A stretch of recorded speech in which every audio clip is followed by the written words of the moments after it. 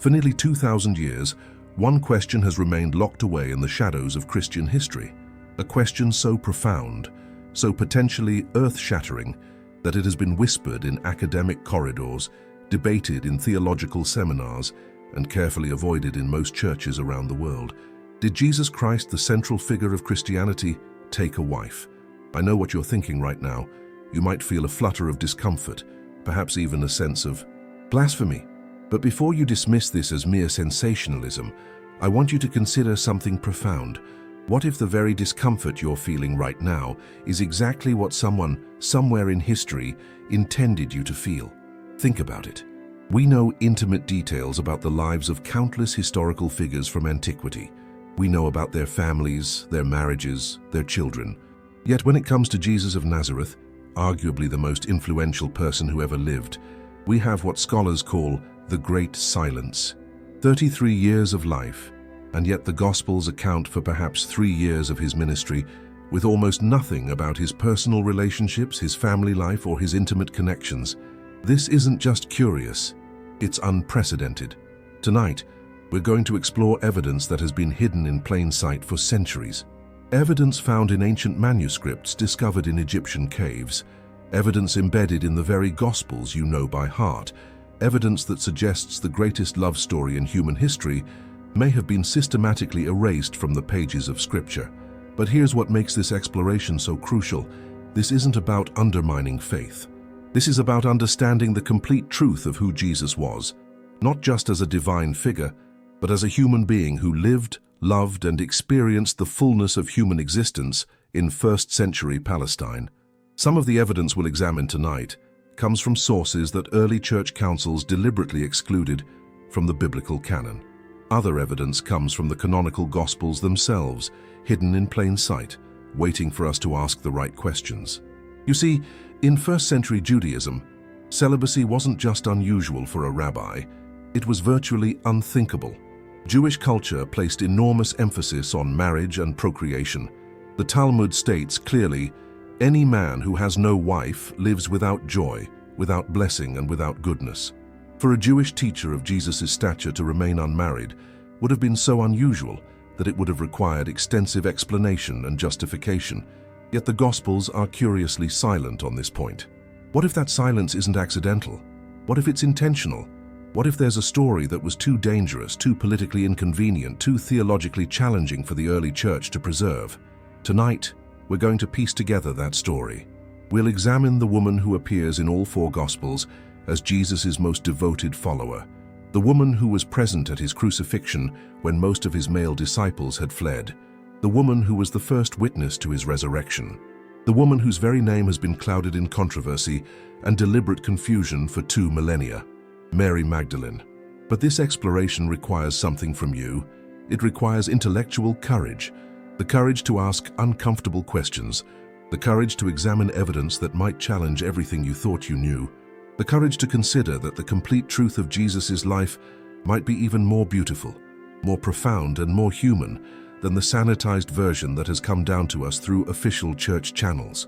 Are you ready for that journey? Are you prepared to discover what scribes and church councils may have hidden from you? Are you willing to explore the possibility that the greatest love story ever told was deliberately written out of history? Because if you are, what you're about to discover in the next hour might fundamentally change how you understand not just Jesus, but the nature of divine love itself. We're going to examine evidence that suggests Jesus didn't just preach about love. He lived it, experienced it, and shared it in the most intimate way possible. This isn't speculation. This isn't fantasy. This is careful, scholarly examination of historical evidence that has been hiding in libraries, museums, and ancient texts for centuries. Evidence that suggests the Church Fathers made a conscious decision to present Jesus as celibate, not because it was true, but because it served their theological and political purposes. The question isn't whether Jesus could have been married. In his cultural context, the question is, how could he not have been? So settle in. Turn off your distractions. What you're about to hear may challenge you, inspire you, or even disturb you. But one thing I promise you, it will never bore you. Because we're about to uncover the forbidden truth about the most famous man who ever lived. The truth about Jesus, and the woman he may have loved more than life itself. To understand whether Jesus was married, we must first understand the world he lived in. First-century Palestine wasn't just a different time, it was a completely different universe of social expectations, religious obligations, and cultural norms. In Jewish society of Jesus' era, marriage wasn't optional for men, especially for religious teachers. It was a sacred duty, a divine commandment, and a social expectation so fundamental that violating it required extraordinary justification. The Mishnah, the collection of Jewish oral traditions that govern daily life, makes this crystal clear. Rabbi Eliezer taught, "Any man who has no wife is no proper man."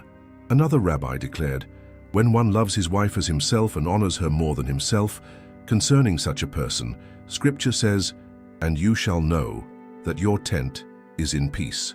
But it goes deeper than social pressure. Jewish theology taught that God's first commandment to humanity was, "Be fruitful and multiply." Remaining celibate wasn't seen as holy or spiritually superior. It was seen as refusing to fulfill God's primary purpose for human beings. Consider this. We have extensive records of Jewish religious movements from this period. The Essenes, who practiced celibacy, were considered so unusual that every historian who wrote about them felt compelled to explain this extraordinary practice. If Jesus had chosen celibacy, wouldn't such an unusual decision have required similar explanation and commentary? The Gospels give us none. Instead, what we find is something far more intriguing.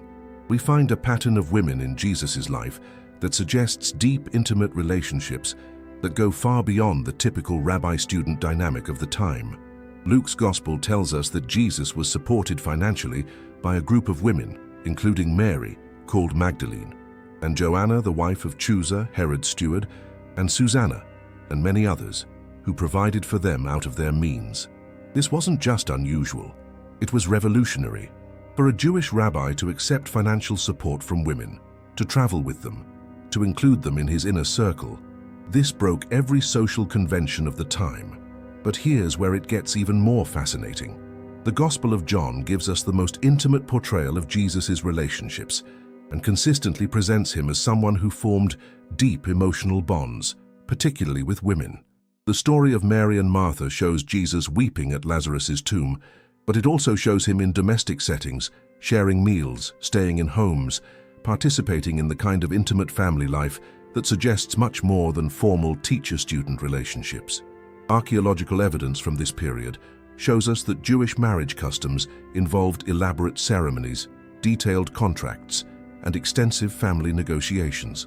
Yet we have no record of Jesus' family arranging a marriage for him, no mention of his unmarried status being problematic, no explanation for why he might have chosen celibacy. This silence becomes even more significant when we consider that Jesus' brothers are mentioned in the Gospels, and early Christian tradition tells us that James, the brother of Jesus, became a leader of the Jerusalem church. If Jesus had family obligations, if he had a wife and children, wouldn't they have played some role in the early Christian community? Unless, of course, they did, and that story was deliberately removed from the official record. Some scholars suggest that the emphasis on Jesus' celibacy emerged later, during the development of early Christian theology, when church leaders began promoting celibacy as a higher spiritual calling. The idea that Jesus must have been celibate may have been a theological conclusion imposed backwards onto the historical record, rather than a historical fact preserved in the tradition. Consider this carefully. We're not just talking about whether Jesus was married. We're talking about whether the church has presented us with a complete picture of who Jesus was as a human being. We're talking about whether crucial aspects of his humanity have been edited out of the story for theological reasons. This matters because if Jesus experienced the fullness of human existence, including intimate love, partnership, and possibly even parenthood, it fundamentally changes how we understand the incarnation. It means God didn't just visit humanity. God experienced humanity completely, including its most intimate and beautiful aspects. Now I want to pause here for a moment. If you're finding this exploration as fascinating as I am, if you're ready to dive deeper into these profound questions with intellectual honesty and scholarly rigor, I want to invite you to subscribe to this channel right now. This journey we're on together requires courage, the courage to ask difficult questions, to examine uncomfortable evidence, and to consider possibilities that might challenge everything we thought we knew. I want to walk this path with people who aren't afraid of truth, even when that truth is complex and challenging. Subscribe now, because what we're about to explore next goes to the very heart of the gospel narratives themselves. We're going to examine specific passages, specific words, specific relationships that have been hiding in plain sight for 2,000 years. The evidence for Jesus' marriage isn't just found in banned books or heretical texts. It's woven into the very fabric of the canonical Gospels, waiting for us to have the courage to see what's really there. Now we turn to the canonical Gospels themselves, the texts that every Christian knows and reveres. But tonight, we're going to read them with fresh eyes, looking for clues that previous generations of believers may have overlooked or deliberately ignored. Let's start with something that should immediately catch our attention: the prominence of women in Jesus' ministry. In a culture where women rarely spoke to men outside their families, where female testimony wasn't accepted in courts, where women were largely invisible in public religious life, the Gospels present us with something unprecedented. Jesus doesn't just include women in his ministry, he makes them central to the most important moments of his life. The Gospel of Luke tells us that Mary Magdalene was one of several women who provided for them out of their means. But the Greek word used here, diakoneo, is the same word used to describe the service of angels to Jesus and the ministry of the apostles. This isn't casual support. This is integral participation in Jesus' mission. More significantly, all four Gospels agree on something remarkable. When Jesus was crucified, when most of his male disciples had fled in fear, it was the women who remained. Matthew tells us many women were there, watching from a distance. They had followed Jesus from Galilee to care for his needs. But notice something crucial in this passage. The text doesn't just say women were present. It says they had followed Jesus from Galilee. These weren't Jerusalem residents who happened to witness the crucifixion. These were women who had traveled with Jesus throughout his ministry, who had been part of his inner circle from the beginning. In first-century Jewish culture, for unmarried women to travel with a rabbi would have been scandalous beyond imagination. Yet the Gospels present this as normal, natural, unremarkable. Why? What relationship would have made such an arrangement socially acceptable? Now let's examine the resurrection accounts, arguably the most important narratives in all of Christianity. All four Gospels agree that women were the first witnesses to the resurrection. But it's not just any women. It's specifically Mary Magdalene who plays the central role. In John's Gospel, we get the most detailed account.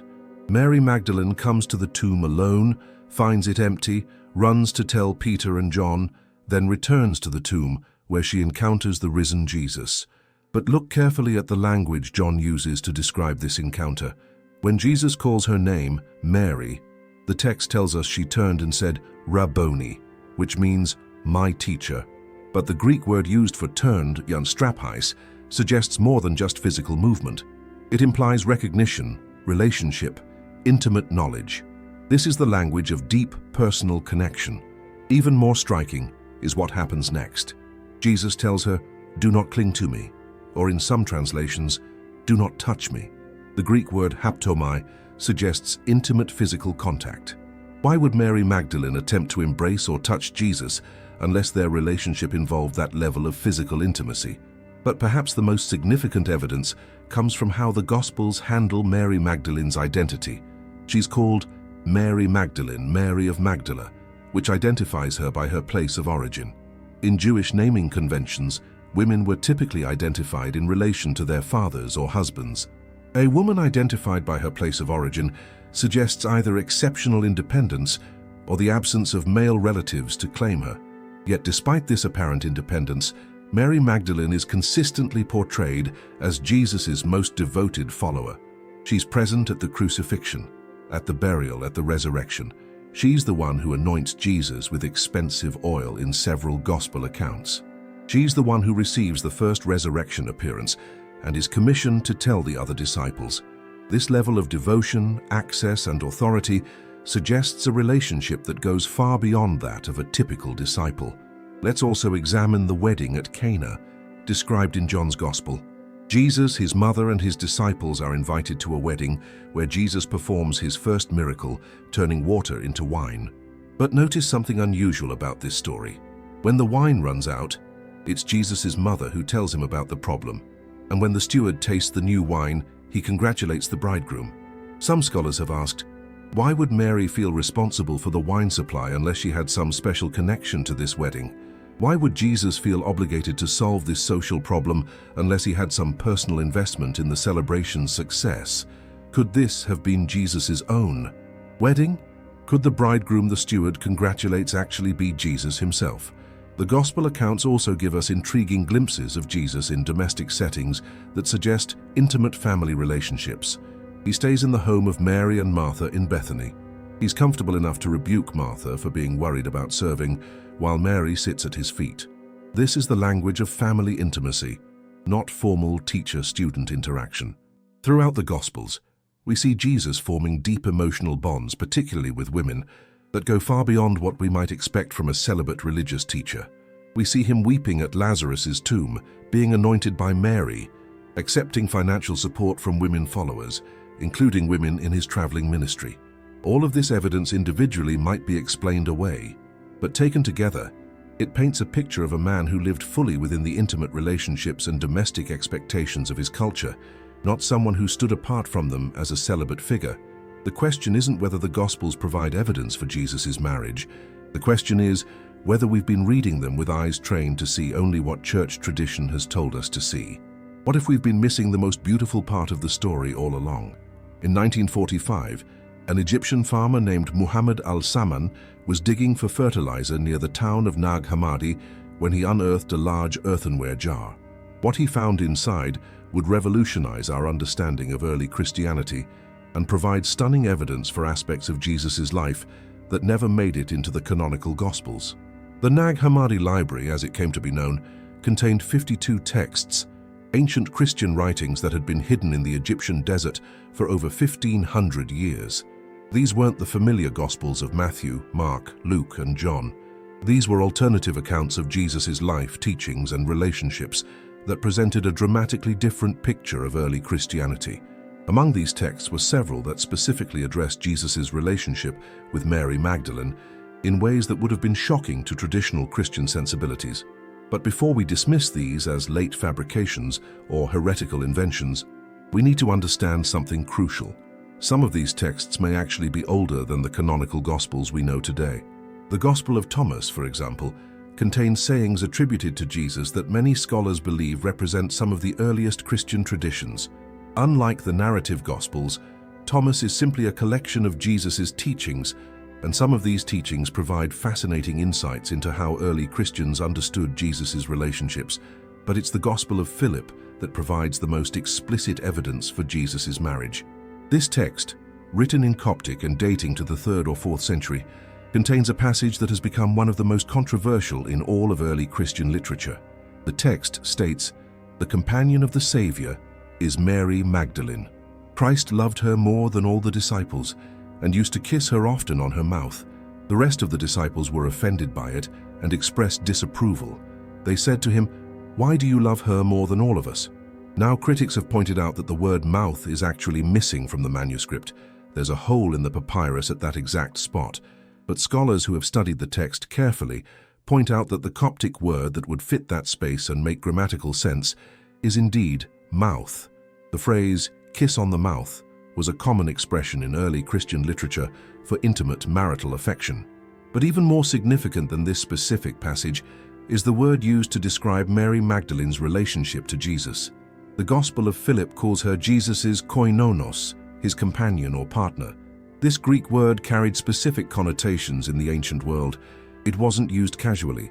It implied a formal relationship, a partnership with legal and social dimensions. The same word appears in other early Christian texts. The Gospel of Mary, another Nag Hammadi text, presents Mary Magdalene as Jesus' most trusted disciple, the one to whom he revealed secret teachings that he didn't share with the male apostles. When Peter objects to Mary's authority, saying, "Did he really speak with a woman without our knowledge? Are we to turn about and all listen to her? Did he prefer her to us?" Mary responds by sharing teachings that demonstrate her intimate knowledge of Jesus' spiritual insights. These texts consistently present Mary Magdalene not as a repentant prostitute, That interpretation comes much later in Christian tradition, but as Jesus' closest companion, his most trusted confidant, and quite possibly his wife. But the archaeological evidence goes beyond just textual discoveries. Recent excavations in Israel have uncovered evidence of first-century Jewish marriage practices that shed new light on how we should understand Jesus' relationships. Archaeologists have found marriage contracts, wedding jewelry, and domestic arrangements from Jesus' time period that show us exactly how Jewish marriages were conducted and documented. What's striking is how these discoveries highlight the absolute centrality of marriage in Jewish religious and social life. We've also discovered evidence of early Christian communities that had very different understandings of Jesus' life than what became Orthodox Christianity. Some of these communities clearly believed that Jesus was married, that Mary Magdalene held special authority, and that the intimate relationship between Jesus and Mary was a model for spiritual union. Perhaps most intriguingly, archaeologists have uncovered evidence suggesting that some early Christian communities may have preserved traditions about Jesus' family that were later suppressed by church authorities.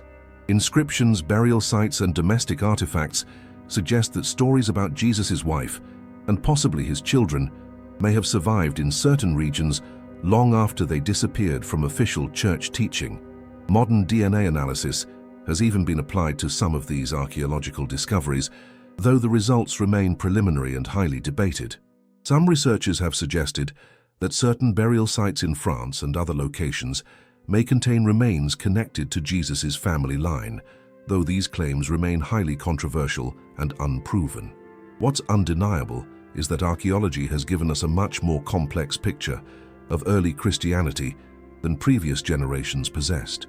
We now know that the early church was far more diverse in its beliefs and practices than official church history suggests. Some communities clearly believed that Jesus was married, and they preserved that belief for centuries. Now I'm curious about your perspective on all of this. What do you think? Could these archaeological discoveries change how we understand early Christianity? Do you believe it's possible that crucial aspects of Jesus' life were preserved in some communities while being suppressed in others? Share your thoughts in the comments below.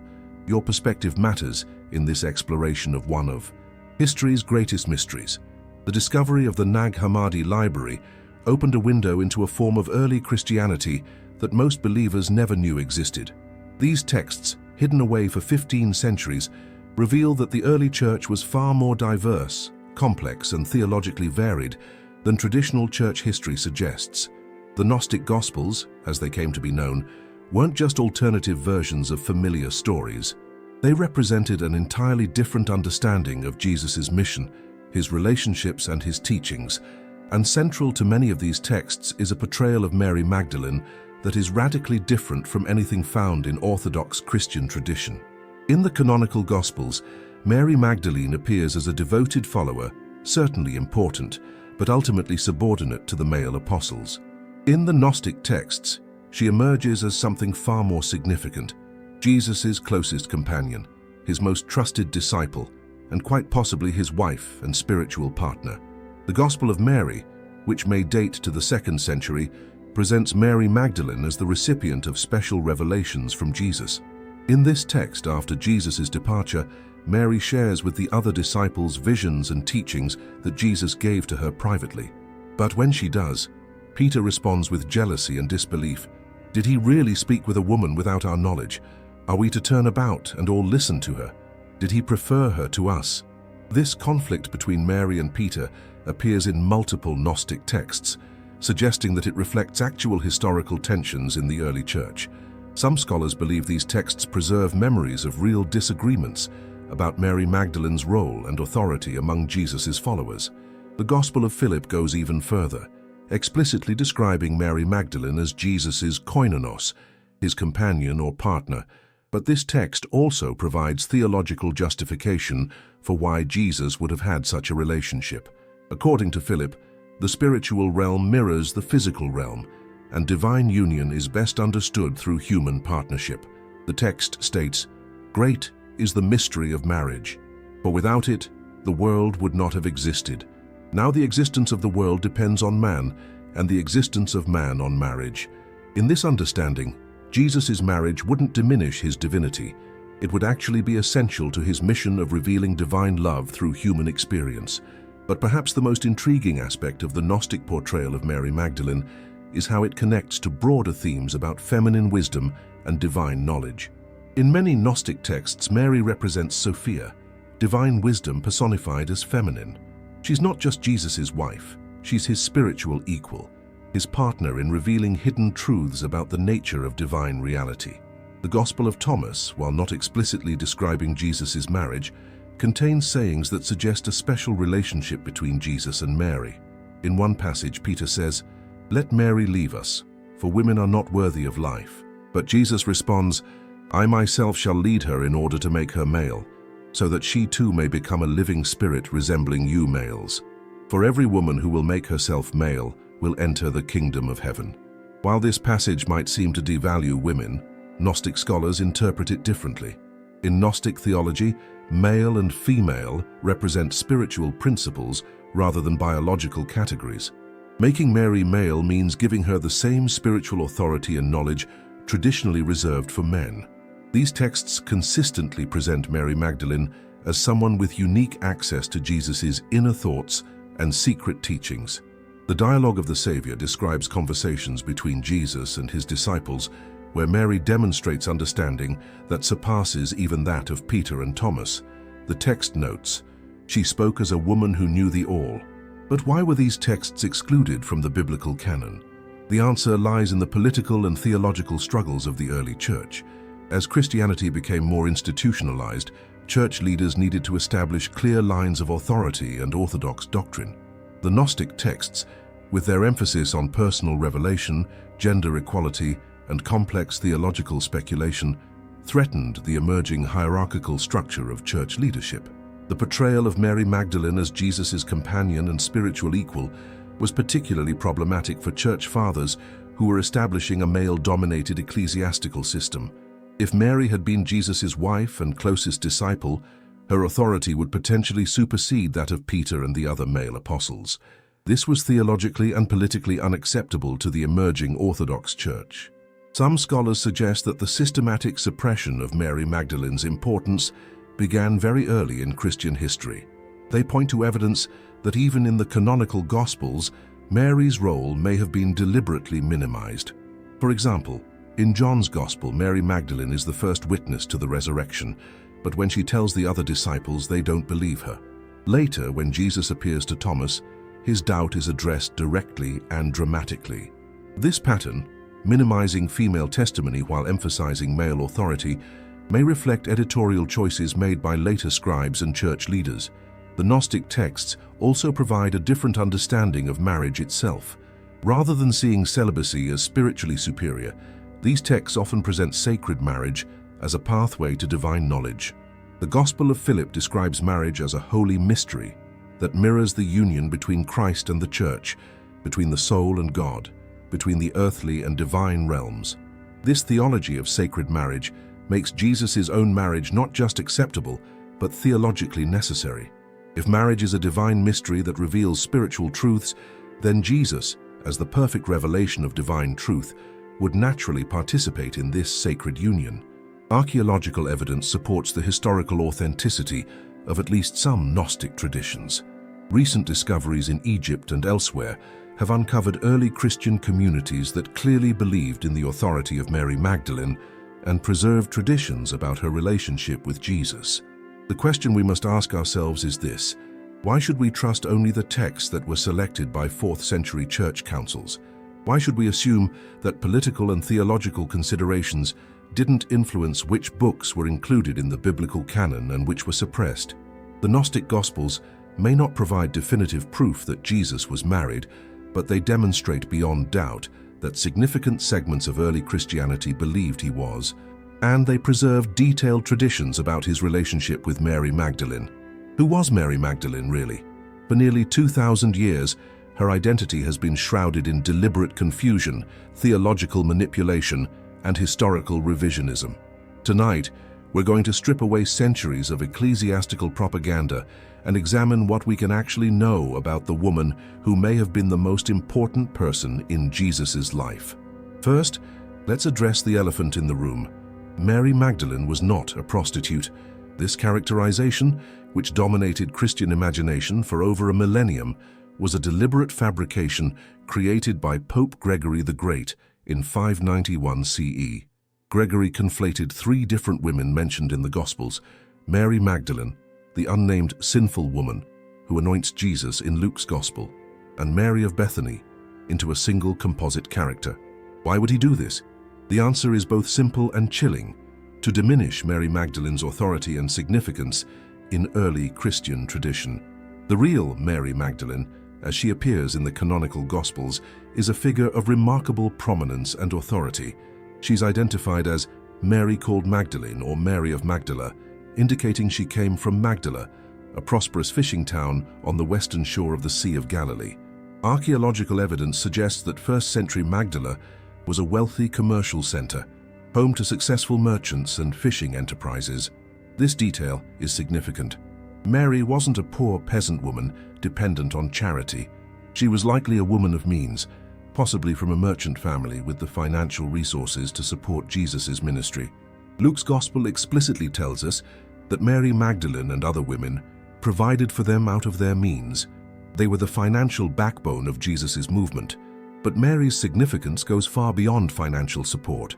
In every Gospel account, she occupies a position of unique intimacy and authority in Jesus' inner circle. She's present at the most crucial moments of his life: the crucifixion, the burial, and the resurrection. When the male disciples flee in fear, Mary Magdalene remains.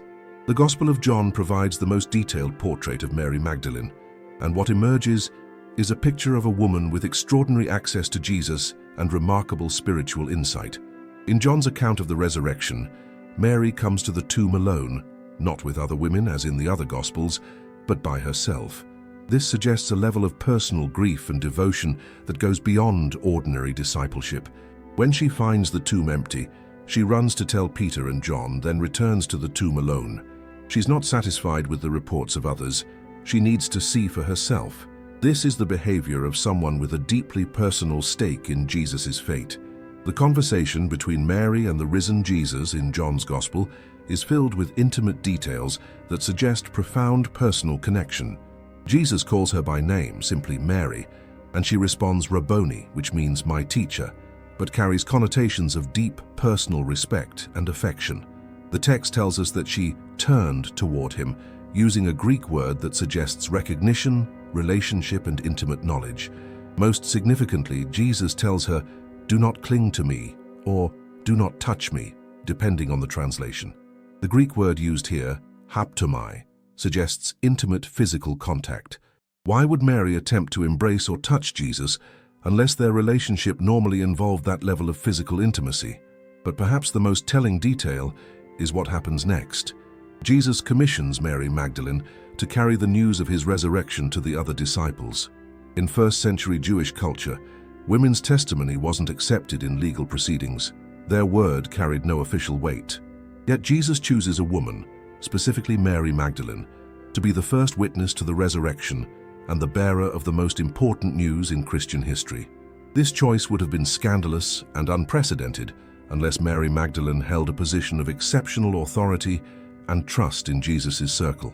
Some early Christian traditions referred to her as the apostle to the apostles because she brought the resurrection news to the male disciples. The Gnostic texts, which we discussed earlier, consistently portray Mary Magdalene as Jesus' closest companion and most trusted disciple. But even in the canonical Gospels, careful reading reveals similar patterns. She's always mentioned first when women are listed. She's present at events where only the inner circle is included.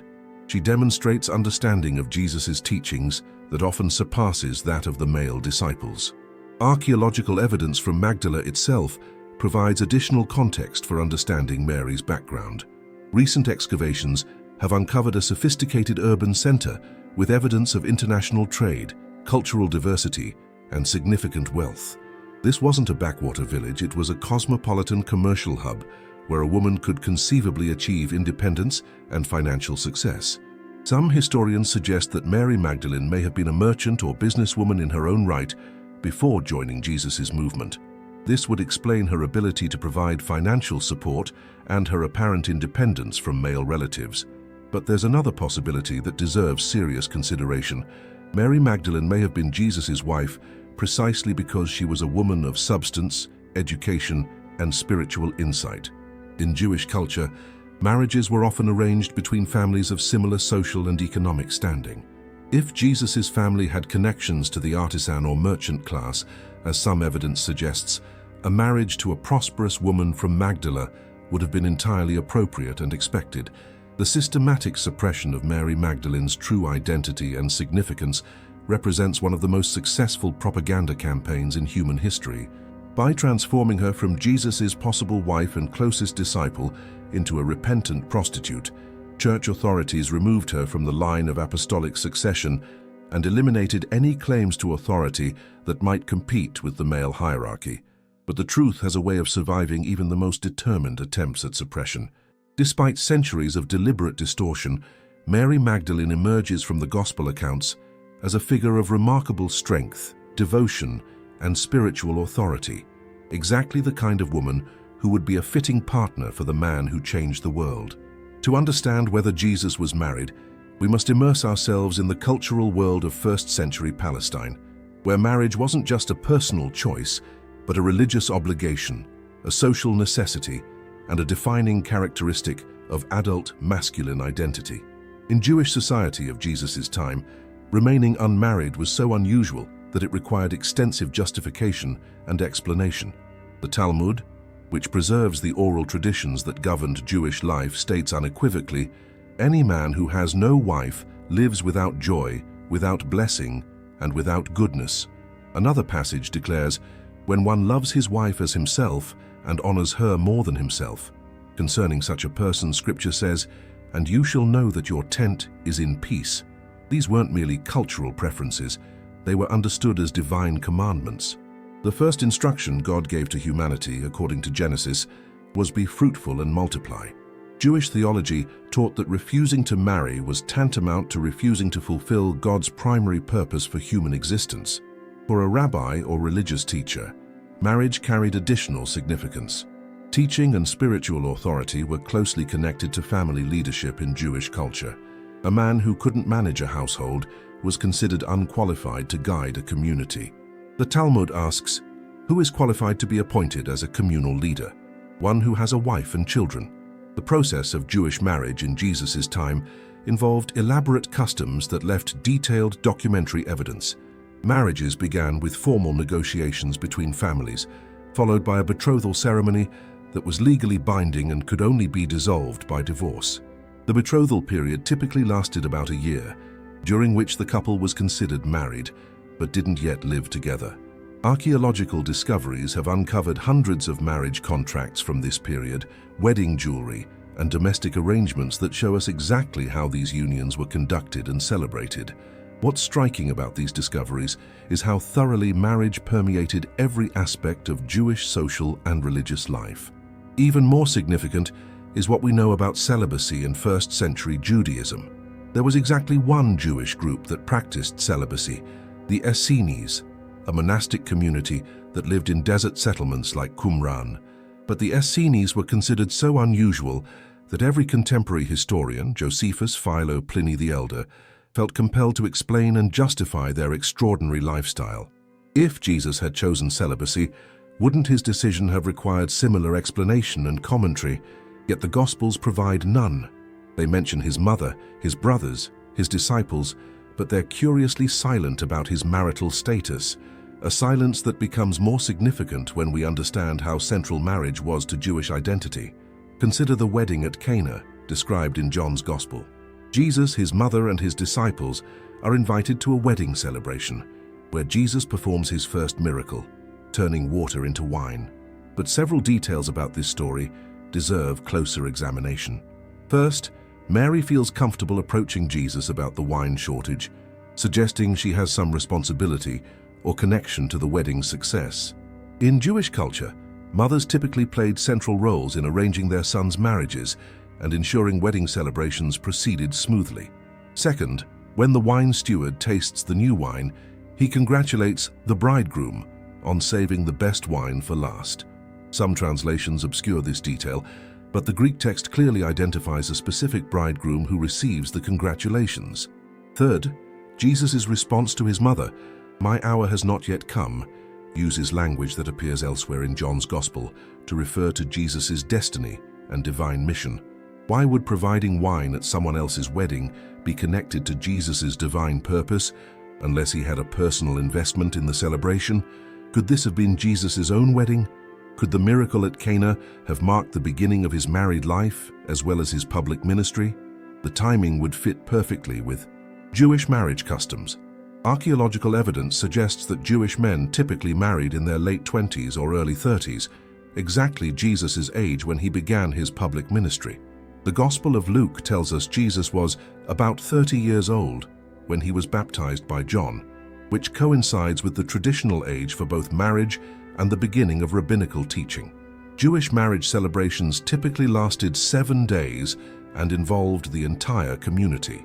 The wedding at Cana appears to be exactly this kind of extended celebration, with multiple days of festivities, requiring substantial provisions of food and wine.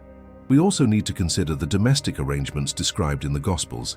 Jesus regularly stays in the home of Mary and Martha in Bethany, a village just outside Jerusalem. The texts describe him as comfortable enough in this household to rebuke Martha for being anxious about serving, while Mary sits at his feet listening to his teaching. This level of domestic intimacy suggests relationships that go far beyond formal teacher-student interactions. Jesus participates in family meals, offers domestic advice, and responds to household crises with the familiarity of someone who belongs in these intimate settings. The financial arrangements around Jesus' ministry also deserve examination.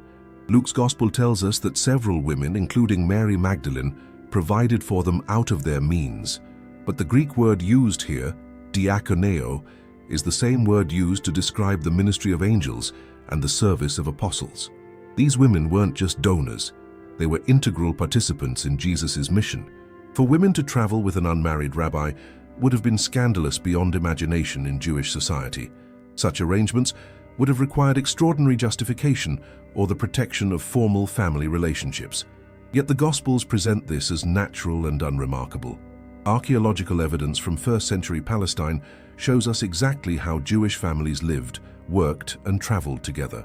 Recent discoveries have uncovered domestic arrangements, family compounds, and travel accommodations that illuminate the social structures within which Jesus operated. What emerges from this evidence is a picture of a society where marriage wasn't optional for adult men, where family relationships provided the foundation for all social and religious authority, and where the kind of domestic intimacy described in the Gospels typically occurred within marriage bonds. Some scholars have suggested that the emphasis on Jesus' celibacy emerged later, during the development of early Christian asceticism, when church leaders began promoting celibacy as spiritually superior to marriage. The idea that Jesus must have been celibate may represent a theological conclusion imposed backward onto the historical record rather than a historical fact preserved in the tradition. This interpretation gains credibility when we consider that several early church fathers explicitly argued against marriage and sexuality, teaching that celibacy was essential for spiritual purity. These leaders had strong theological motivations for presenting Jesus as celibate, regardless of the historical evidence. But if we read the Gospels within their original Jewish cultural context, without the filter of later Christian theology about celibacy, a different picture emerges. We see a man who participated fully in the social expectations of his culture, who formed intimate domestic relationships, who was supported by women who traveled with his ministry, and who demonstrated the kind of emotional bonds and family connections that Jewish society associated with married life. The question isn't whether Jesus could have been married within his cultural context. The question is, given the overwhelming social, religious, and cultural expectations of first-century Jewish society, how could he not have been married? The question of Jesus' marital status has divided scholars for generations, creating fascinating debates that reveal as much about our own assumptions as they do about historical evidence. Tonight, we're going to examine what serious academics, historians, biblical scholars, archaeologists, and theologians are actually saying about this controversial topic. Traditional scholarship has long maintained that Jesus was celibate, but this position rests more on theological assumption than historical evidence. Conservative biblical scholars typically argue that if Jesus had been married, the Gospels would have mentioned it explicitly. They point to the absence of any direct statement about Jesus' wife as proof of his celibacy. But this argument has a fundamental flaw. It assumes the Gospel writers would have considered Jesus' marriage worth mentioning.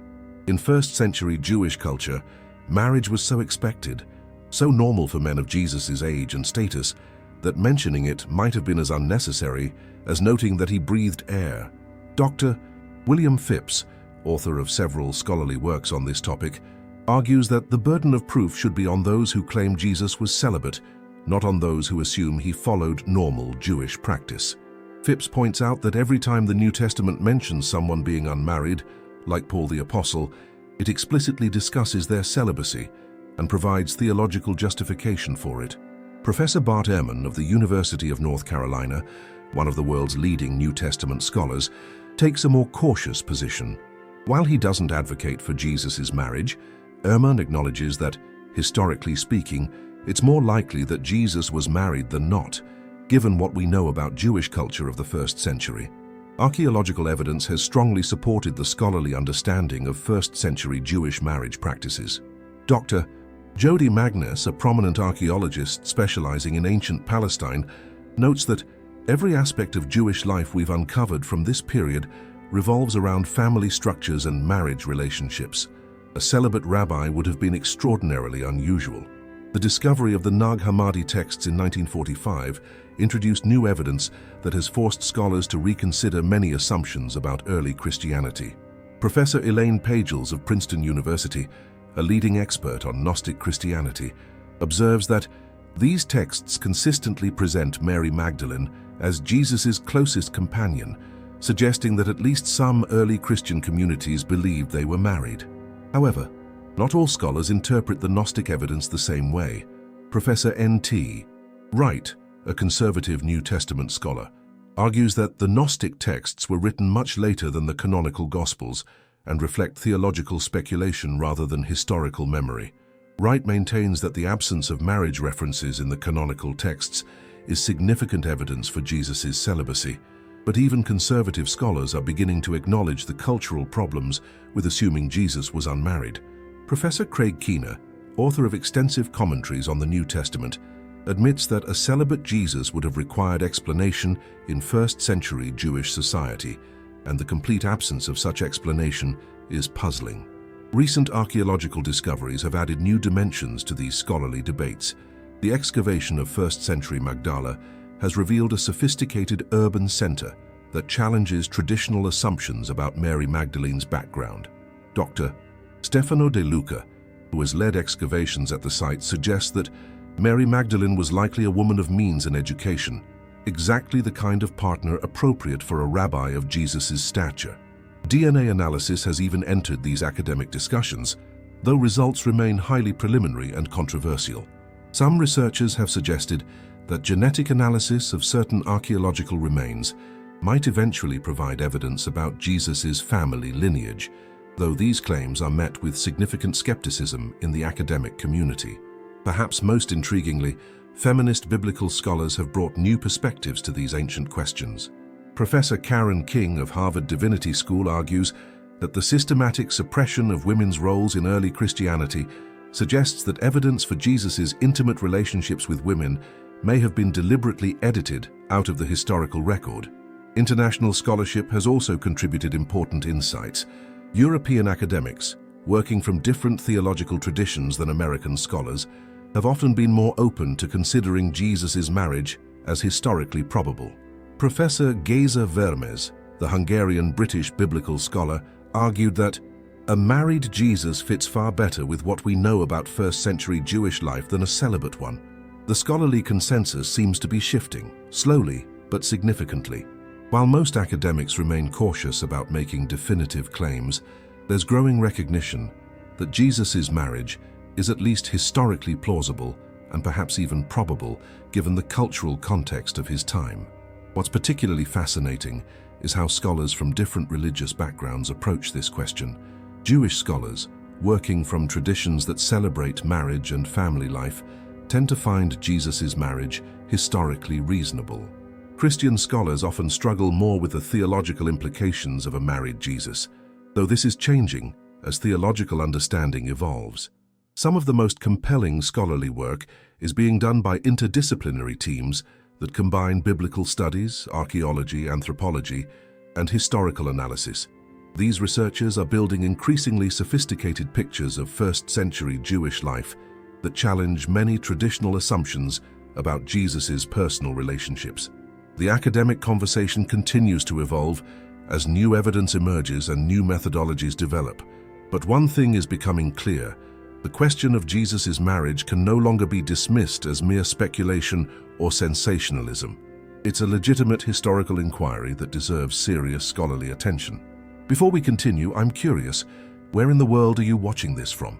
This question about Jesus' marriage transcends borders and cultures, touching believers and seekers everywhere. Comment your country below. I'd love to see how far this conversation is reaching. If Jesus was indeed married, why was this information removed from Christian history? The answer lies in the complex political and theological struggles that shaped early Christianity, transforming it from a diverse, decentralized movement into an institutionalized religion with rigid hierarchical structures. To understand how this suppression might have occurred, we need to examine the early Christian church, not as the unified institution we know today, but as a collection of competing communities with dramatically different beliefs about Jesus, his message, and his relationships. The first 3 centuries of Christianity were marked by what scholars call the diversity of early Christianity. Archaeological evidence and textual discoveries have revealed Christian communities that believed radically different things about Jesus' nature, his teachings, and his personal life. Some communities believed Jesus was fully divine, but not truly human. Others believed he was human but not divine. Still others, particularly those influenced by Gnostic traditions, believed Jesus was both human and divine, and that his marriage to Mary Magdalene was essential to understanding divine love. The process of establishing orthodox Christian doctrine wasn't a matter of preserving original truth. It was a political struggle that lasted centuries. Church councils, beginning with the Council of Nicaea in 325 CE, made deliberate decisions about which beliefs would be considered orthodox and which would be branded as heretical. These decisions weren't based purely on theological merit or historical accuracy. They were influenced by political considerations, power struggles between different Christian leaders, and the need to create a unified church that could function as a partner to the Roman Empire. The suppression of traditions about Jesus' marriage must be understood within this context. Mary Magdalene's role as Jesus' possible wife posed specific problems for church leaders who were establishing a male-dominated ecclesiastical hierarchy. If Mary Magdalene had been Jesus' wife and closest disciple, her authority would have potentially superseded that of Peter and the other male apostles. This was theologically and politically unacceptable to church fathers who were building an institution based on apostolic succession through male leadership. The transformation of Mary Magdalene from Jesus' companion into a repentant prostitute represents one of the most successful character assassinations in history. This reinterpretation, formalized by Pope Gregory the Great in 591 CE, served multiple purposes. It eliminated Mary's claims to authority, reinforced the Church's negative attitudes towards sexuality and women, and redirected attention away from Jesus' possible marriage. But the suppression went deeper than just changing Mary Magdalene's image. Church authorities also had to address the theological implications of a married Jesus. Early Christian theology was heavily influenced by Greek philosophical traditions that viewed the physical world, including sexuality and marriage, as inferior to the spiritual realm. This Platonic influence created a theological environment where celibacy was increasingly seen as spiritually superior to marriage.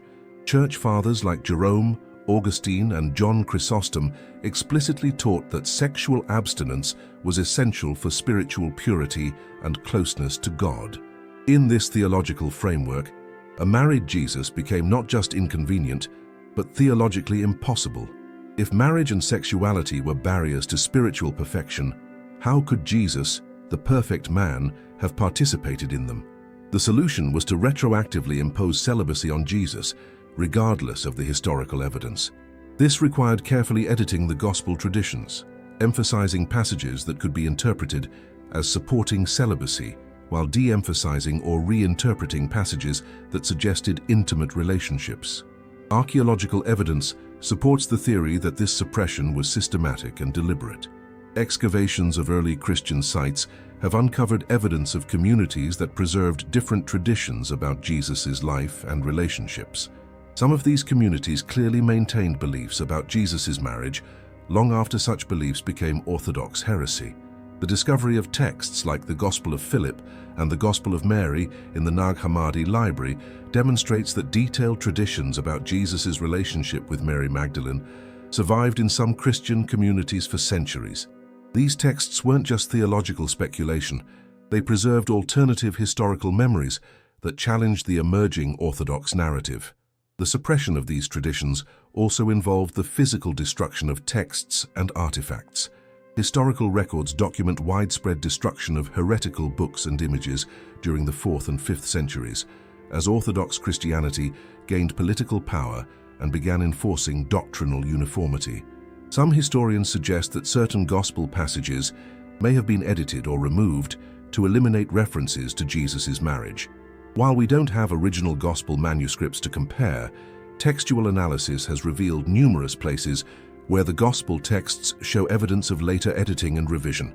The political motivations for suppressing Jesus' marriage become even clearer when we consider the status of women in the early church. Paul's letters contain evidence of women serving as apostles, prophets, and church leaders in first-century Christian communities. But by the 4th century, women had been systematically excluded from church leadership roles. If traditions about Jesus' marriage to Mary Magdalene had been preserved, they would have provided powerful support for women's authority in the church. A married Jesus, with a wife who was his closest disciple and spiritual partner, would have completely undermined the theological arguments used to exclude women from leadership. The suppression theory also explains some curious features of the canonical Gospels. Why is Mary Magdalene consistently mentioned first when women are listed? Why is she present at the crucifixion, burial, and resurrection when most male disciples had fled? Why does Jesus commission her to carry the resurrection news to the other apostles? These details suggest that Mary Magdalene's importance was so well established in early Christian tradition that it couldn't be completely eliminated, even by editors who wanted to minimize her role. What we see in the canonical Gospels may be the residual evidence of Mary's original prominence, edited down but not entirely erased. The question isn't whether early church authorities had the motivation and opportunity to suppress traditions about Jesus' marriage. The historical record clearly demonstrates both. The question is whether they were completely successful in their suppression or whether enough evidence survived to allow us to reconstruct the hidden truth. The question of whether Jesus was married isn't just an academic debate about ancient history. It touches the very heart of how we understand faith, humanity, and the nature of divine love in our contemporary world. If Jesus experienced marriage and intimate partnership, what does that mean for millions of believers who have been taught that celibacy represents the highest spiritual calling? First, let's address the elephant in the room. Many Christians feel threatened by the possibility that Jesus was married because they've been taught that sexuality and spirituality are fundamentally incompatible. This belief, rooted in centuries of church teaching influenced by Greek philosophy, suggests that physical intimacy somehow diminishes spiritual purity. But what if the opposite is true? What if Jesus' marriage doesn't diminish his divinity, but actually enhances our understanding of what divine love looks like when lived out in human relationships? Consider the profound theological implications. If God became human in Jesus Christ, wouldn't that incarnation be incomplete without experiencing the fullest dimensions of human existence, including intimate love, partnership, and possibly even parenthood? A married Jesus doesn't make him less divine. It makes the incarnation more complete and more beautiful. This has revolutionary implications for how we understand marriage itself. Rather than seeing marriage as a spiritual compromise or a distraction from higher purposes, we might begin to see it as a sacred pathway to understanding divine love. The intimacy, self-sacrifice, and unconditional commitment required in healthy marriages could be understood as reflections of God's love for humanity. For women, particularly Christian women, the implications are even more profound. If Mary Magdalene was Jesus' wife and spiritual partner, she represents a model of feminine spiritual authority that has been missing from Christian tradition for nearly 2 millennia. Her restoration to her proper place in the gospel story could fundamentally transform how churches understand women's roles in spiritual leadership. Many contemporary women have struggled with traditional Christianity's mixed messages about femininity and spirituality. On one hand, women are told they're created in God's image and beloved by Christ. On the other hand, they're excluded from many leadership roles and taught that submission is their primary spiritual virtue. A married Jesus, partnered with a woman of strength, intelligence, and spiritual insight like Mary Magdalene, offers a different model entirely. It suggests that spiritual partnership between equals, rather than hierarchical submission, might be God's intended design for human relationships. The implications extend beyond individual relationships to entire theological systems. Much of Christian sexual ethics has been built on the assumption that Jesus was celibate and that celibacy represents the ideal spiritual state. If Jesus was married, these theological foundations require serious re-examination. This doesn't mean abandoning all sexual ethics or moral boundaries. Rather, it means developing a more integrated understanding of sexuality as a gift from God, rather than a necessary evil to be tolerated or transcended. For LGBTQ+ Christians, who have often been told that their capacity for intimate love disqualifies them from full participation in church life, a married Jesus offers hope for more inclusive theology. If Jesus experienced romantic love and intimate partnership, it becomes harder to argue that such experiences are incompatible with spiritual devotion. The psychological implications are equally significant. Many Christians have struggled with shame, guilt, and confusion about their sexuality because they've been taught that spiritual people shouldn't experience strong, romantic, or sexual feelings. A married Jesus normalizes these aspects of human experience and suggests that God's design for humanity includes intimate partnership. Parents raising children in Christian homes face particular challenges in this area. How do you teach children that sexuality is a beautiful gift from God, while simultaneously suggesting that the most spiritually perfect person who ever lived avoided it entirely? A married Jesus resolves this contradiction and allows for more integrated, healthy approaches to discussing love, relationships, and sexuality. The implications also extend to how we read and interpret Scripture.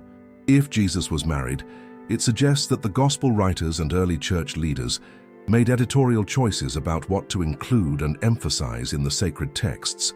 This doesn't make Scripture less valuable or authoritative, but it does suggest the need for more sophisticated approaches to biblical interpretation that account for the political and theological contexts in which these texts were compiled.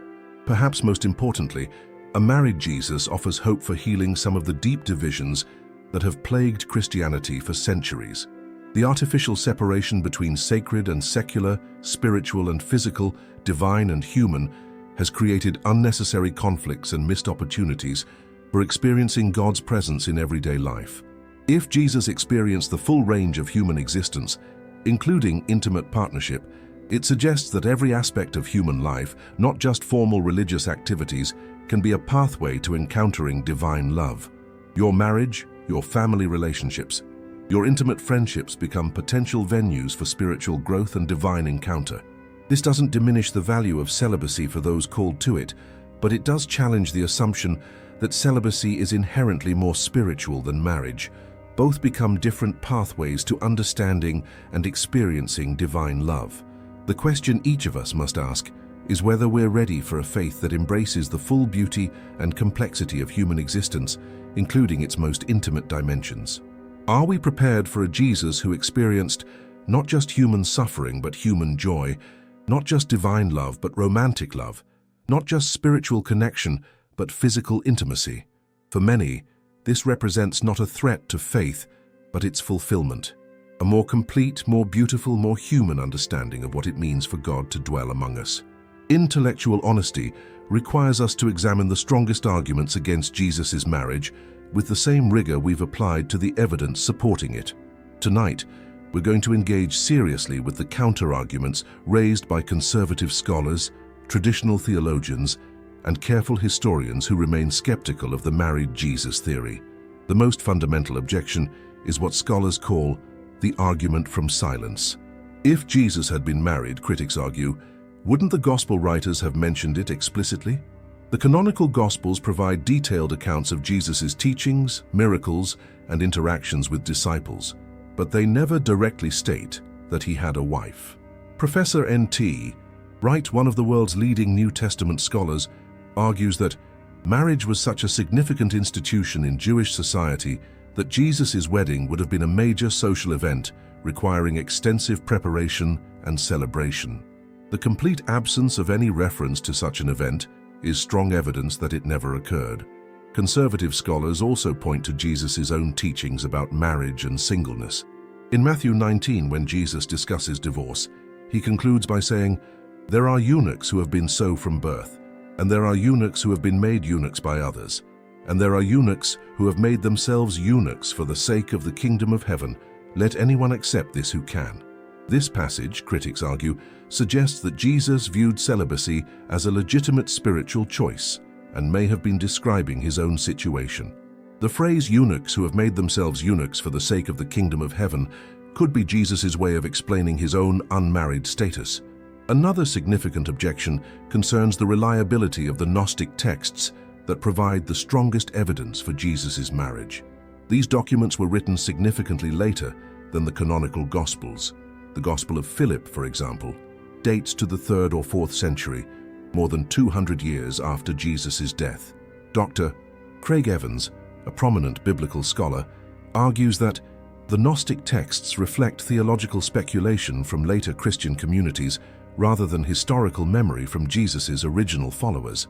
Their portrayal of Jesus' relationship with Mary Magdalene is more likely influenced by Greek philosophical ideas about divine partnerships than by actual historical events. Critics also challenge the interpretation of specific passages used to support the marriage theory. The Gospel of Philip's reference to Jesus kissing Mary Magdalene, often on her mouth, is problematic because the word mouth is actually missing from the manuscript due to damage. While scholars have suggested this is the most likely reconstruction, it remains speculative. Similarly, the word koinonos, companion, used to describe Mary Magdalene's relationship to Jesus in the Gospel of Philip, doesn't necessarily imply marriage. The same Greek word is used in other contexts to describe business partnerships, friendships, and spiritual relationships that don't involve romantic or sexual intimacy.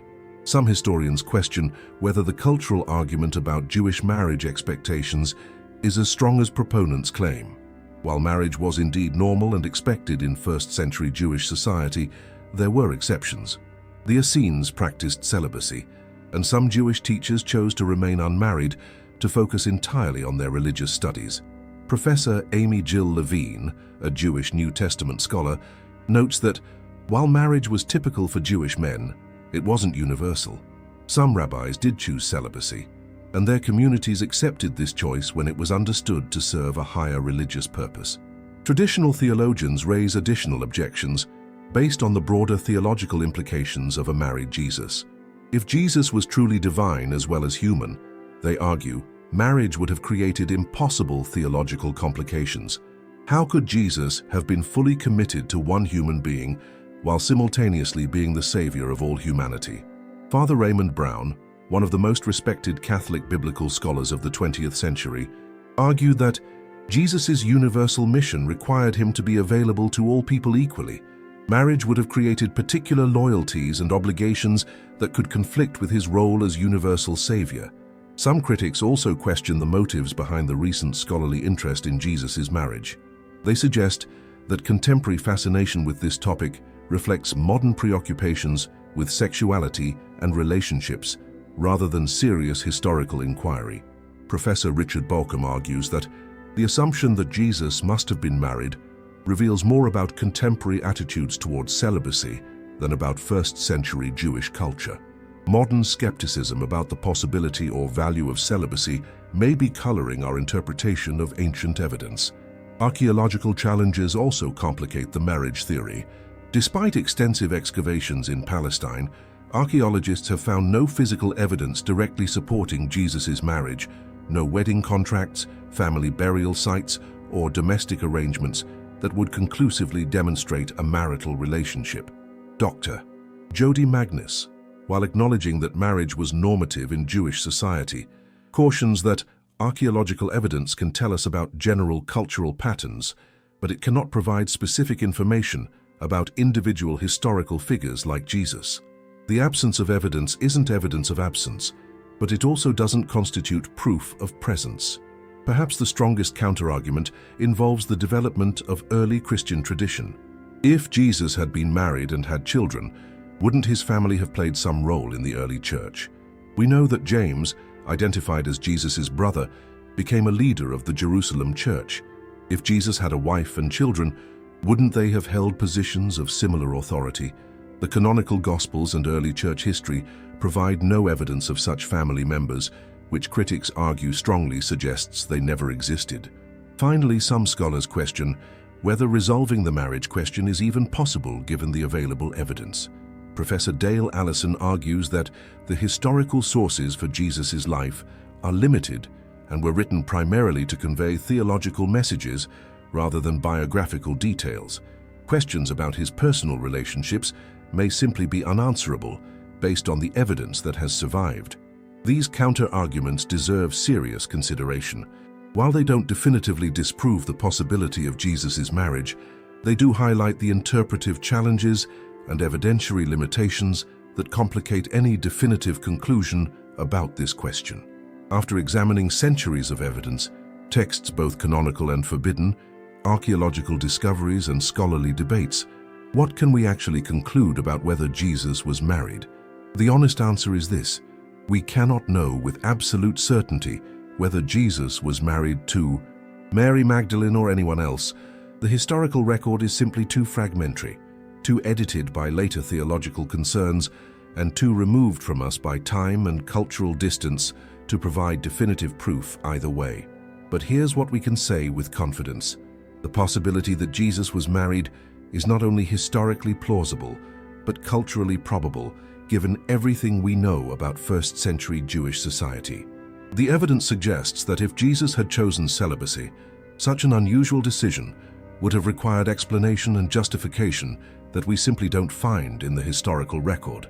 We can also say that traditions about Jesus' intimate relationship with Mary Magdalene were clearly preserved in significant segments of early Christianity, even if they were later suppressed by Orthodox Church authorities.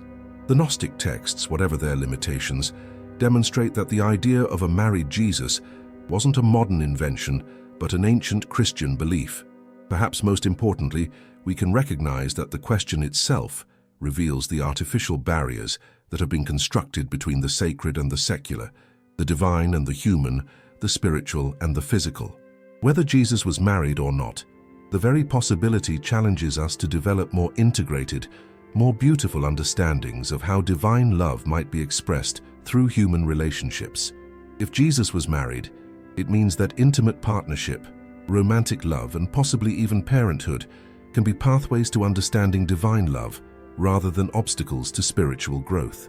It means that the incarnation was complete, that God experienced the fullest dimensions of human existence, including its most tender and intimate aspects. If Jesus wasn't married, it doesn't diminish the value of marriage for the rest of us, nor does it make celibacy the superior spiritual choice. It simply means that different people are called to different pathways for experiencing and expressing divine love. What matters most isn't resolving this question definitively, but allowing it to expand our understanding of who Jesus was and what his life means for our own spiritual journeys.